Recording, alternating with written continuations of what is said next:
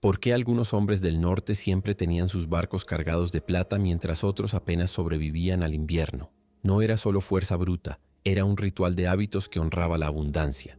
Un jarl sabía que la riqueza no se persigue, se atrae mediante la disciplina y el orden. Hoy te mostraré la regla de oro que los grandes líderes nórdicos practicaban al despertar para asegurar que el flujo del dinero nunca se detuviera en sus tierras. En los salones de Kattegat, antes de que el sol iluminara las montañas, los jarls más poderosos ya habían completado su primer ritual. No comenzaban el día revisando mensajes o perdiendo tiempo en cosas sin importancia. Ellos entendían algo fundamental. Las primeras horas después del amanecer determinan si ese día traerá prosperidad o escasez. Los vikingos llamaban a este momento Dagr Byrjun, el comienzo sagrado, donde se establecía el tono de toda la jornada. El primer hábito era simple pero poderoso. Antes de pronunciar una sola palabra, el jarl contemplaba en silencio sus posesiones y visualizaba su expansión. No se trataba de codicia ciega, sino de claridad absoluta sobre sus objetivos. Cerraba los ojos y veía sus barcos regresando con tesoros, sus tierras produciendo cosechas abundantes, sus alianzas fortalecidas. Esta práctica no era fantasía, era programación mental. Los nórdicos entendían que un hombre sin visión clara de su riqueza jamás la manifestaría en el mundo físico. Luego venía el segundo elemento crucial, la declaración de intenciones. El jarl pronunciaba en voz alta, mirando hacia el horizonte, exactamente qué ganaría ese día. Hoy cerraré el acuerdo con el comerciante de Edeby. Hoy mis hombres traerán 50 pieles de calidad. Hoy encontraré la oportunidad que otros no ven. Estas no eran esperanzas vacías, eran órdenes que el universo debía cumplir. La diferencia entre un guerrero próspero y uno pobre era que el primero comandaba su destino con palabras precisas, mientras el segundo dejaba su fortuna al azar. Finalmente, antes de desayunar, el jarl realizaba una acción física que representaba movimiento hacia la riqueza. Podía ser contar sus monedas, revisar sus rutas comerciales en un mapa o simplemente tocar el oro que ya poseía. Este gesto anclaba la abundancia en lo tangible, recordándole que la prosperidad no es abstracta, es real y está a su alcance. Así comenzaba el día de un verdadero líder nórdico, con visión clara, declaración poderosa y acción inmediata. Después del despertar ritual, el jarl enfrentaba su segundo desafío, las transacciones del día. Aquí es donde la mayoría de los hombres perdían su fortuna sin darse cuenta. Los vikingos tenían una regla inquebrantable que separaba a los ricos de los pobres. Jamás intercambies sin ganar, pero jamás ganes sin dar valor real. Este equilibrio era sagrado, y quienes lo rompían terminaban arruinados, rechazados por sus propios clanes. El tercer hábito de la regla de oro era evaluar cada oportunidad con frialdad absoluta. Cuando un comerciante llegaba al pueblo con una propuesta, el jarl no se dejaba llevar por la emoción ni por la urgencia artificial. Se tomaba un momento para preguntarse 3 cosas. ¿Este intercambio me acerca a mi objetivo? ¿Estoy dando más valor del que recibo o estoy robando? ¿Dentro de una luna me alegraré de esta decisión? Si alguna respuesta era negativa, rechazaba el trato sin dudarlo. La riqueza sostenible nunca viene de la desesperación ni del engaño.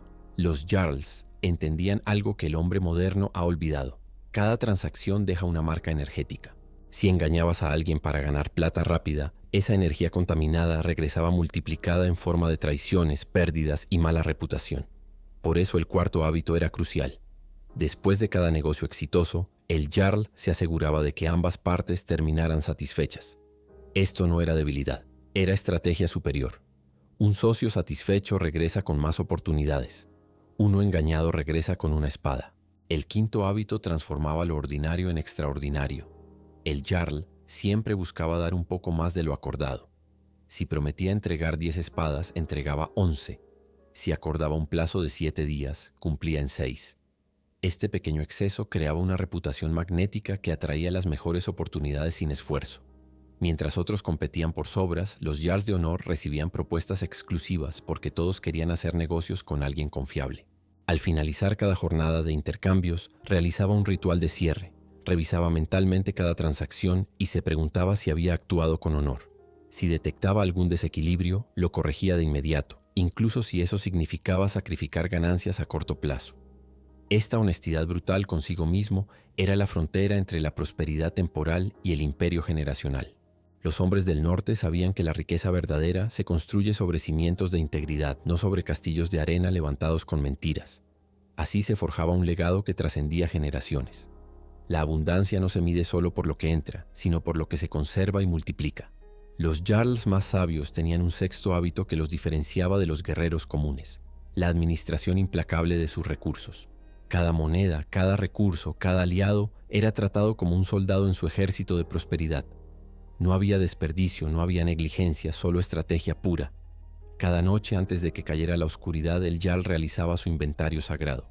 Esto no era simple contabilidad, era una conversación íntima con su riqueza. Contaba sus monedas una por una, no con ansiedad, sino con gratitud y respeto. Revisaba sus almacenes, sus herramientas, sus barcos. Sabía exactamente qué tenía, dónde estaba y para qué servía. Este conocimiento preciso le daba poder absoluto sobre sus recursos. Mientras otros se lamentaban diciendo, no tengo suficiente, él sabía exactamente cuánto tenía y cómo multiplicarlo. El séptimo hábito era aún más poderoso: la separación de la cosecha. Los vikingos dividían toda ganancia en 3 partes sagradas antes de gastar un solo centavo: un tercio para reinvertir y expandir sus operaciones, otro tercio para protegerse en tiempos difíciles y el último tercio para disfrutar y honrar su esfuerzo. Esta división no era sugerencia, era ley. Quien consumía toda su cosecha quedaba vulnerable al próximo invierno. Quien guardaba todo sin reinvertir perdía oportunidades de crecimiento. Quien solo acumulaba sin disfrutar perdía el sentido de la vida. El octavo hábito complementaba perfectamente al anterior: proteger la fortaleza de los ladrones. Pero estos ladrones no eran solo externos, eran los gastos innecesarios que se disfrazaban de necesidades. El jarl cuestionaba cada gasto preguntándose: ¿esto construye mi imperio o alimenta mi ego vacío? Si la respuesta era la segunda, eliminaba ese gasto sin piedad. No había espacio para lujos que debilitaran su posición estratégica. Cada moneda gastada era una inversión consciente, nunca una sangría inconsciente. Finalmente, el noveno hábito sellaba la fortaleza: crear flujos de plata que trabajaran mientras dormía. El jarl no solo intercambiaba su tiempo por dinero, establecía sistemas donde sus recursos generaban más recursos sin su presencia constante. Tierras que producían cosechas, barcos que comerciaban en rutas establecidas, alianzas que traían tributos regulares. Esta mentalidad de sistemas sobre esfuerzo individual era la diferencia entre trabajar hasta la muerte y construir riqueza generacional. Así, la fortaleza de sus recursos se volvía inexpugnable, resistiendo cualquier tormenta económica que el destino enviara. Ningún jarl alcanzaba la grandeza en soledad.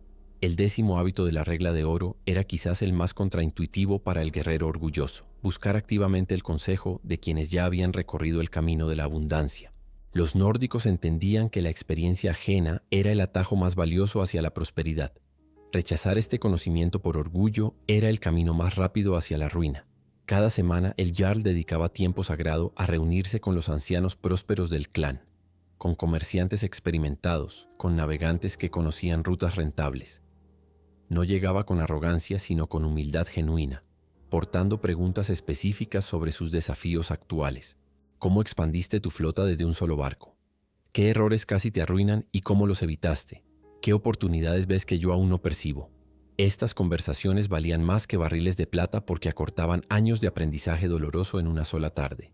El 11º hábito complementaba al anterior: rodearse únicamente de personas con mentalidad de abundancia. El jarl observaba con quién pasaba sus horas porque sabía que las conversaciones cotidianas moldeaban su destino. Si sus compañeros solo hablaban de escasez, quejas y limitaciones, su mente absorbía esa programación.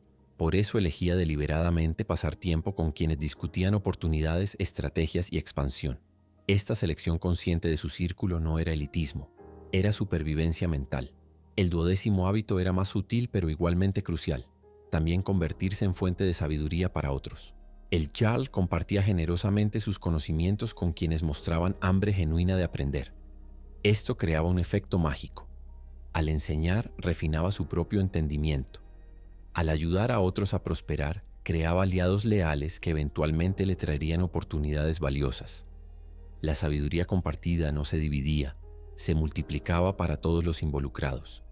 Existía también un hábito silencioso que los jarls más astutos practicaban: escuchar a quienes parecían insignificantes. El esclavo que trabajaba en los muelles a veces sabía qué barcos traían las mejores cargas. La mujer del mercado conocía qué productos escaseaban y pronto valdrían más. El niño había escuchado conversaciones sobre rutas comerciales nuevas. Esta humildad para aprender de cualquier fuente Sin importar su estatus, les daba información privilegiada que sus competidores arrogantes nunca descubrirían. Así, el Jarl construía una red invisible de conocimiento que lo mantenía siempre 3 pasos adelante de todos los demás, navegando hacia riquezas que otros ni siquiera sabían que existían. La regla de oro culminaba en su expresión más elevada. El 13º hábito: pensar más allá de una sola vida.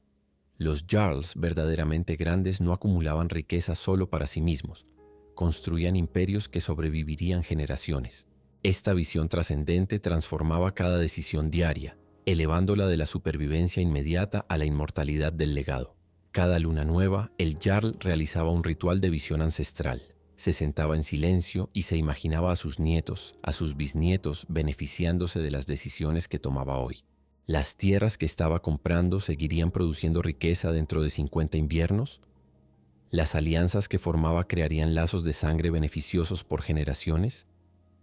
¿Los valores que enseñaba a sus hijos los convertirían en administradores dignos de su fortuna? Esta perspectiva eliminaba la tentación de ganancias rápidas que destruirían el futuro. El 14º hábito era la transmisión activa del conocimiento.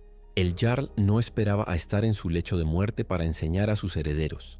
Desde pequeños, involucraba a sus hijos en las decisiones comerciales, explicándoles el porqué detrás de cada estrategia. Mira, hijo, rechazo esta oferta tentadora porque compromete nuestra reputación a largo plazo. Invertimos en este terreno no por ganancia inmediata, sino porque en 20 años será invaluable. Así, no solo heredaban plata, sino la sabiduría para multiplicarla. El 15º hábito cerraba el círculo perfectamente: honrar a los ancestros mediante el éxito presente. El Jarl mantenía un altar donde recordaba a quienes construyeron antes que él, agradeciendo su sacrificio. Este ritual no era superstición vacía, era reconocimiento de que su prosperidad actual se levantaba sobre cimientos puestos por generaciones anteriores. Esta gratitud lo mantenía humilde en la abundancia y determinado en los desafíos. Finalmente, el hábito secreto que separaba a los inmortales de los olvidados: crear algo que trascienda el dinero. Los Jarls, recordados por siglos, no fueron solo los más ricos, sino quienes construyeron puentes, establecieron rutas comerciales que beneficiaron a pueblos enteros o crearon sistemas de justicia que perduraron. Entendían que la verdadera riqueza no se mide en lo que acumulas, sino en lo que dejas. Así concluye la regla de oro de los Jarls. 15 hábitos que transforman un guerrero común en un rey próspero, un líder temporal en un ancestro venerado. No requieren magia ni suerte, solo disciplina inquebrantable y visión más allá del horizonte. Ahora conoces el código. La pregunta es: ¿tendrás el coraje de honrarlo cada día hasta que la abundancia sea tan natural para ti como respirar? Los barcos cargados de plata esperan solo a quienes se atreven a navegar con la brújula de los antiguos. Tu imperio comienza hoy con el primer hábito al despertar mañana.